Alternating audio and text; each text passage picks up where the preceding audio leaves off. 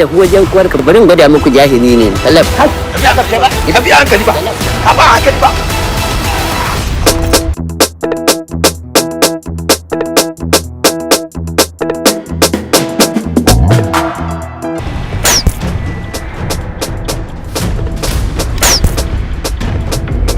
Advance to center. Adopt monkey movement.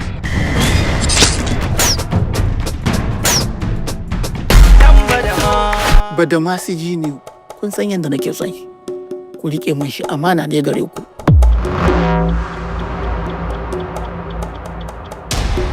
a magana gado da ni da kai da jiniyo dan je magen to duka kuɗin mu ɗaya in za a raba a nan gidan Dan Allah in tambaye ka ina ka ji wannan magana. Gado Alhaji ba, ni yayansa da matansa ne ba. Gaba daya.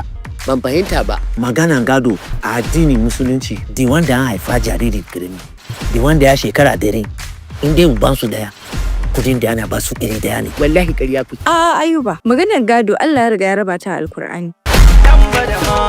Zuli. Ni ce Zuli? Hajiya ce fa? Hajja. Wallahi ka dena gadon ɗan iska a gidan nan. Duk wannan iska ka dena gadon ta wallahi. Mace a ciki.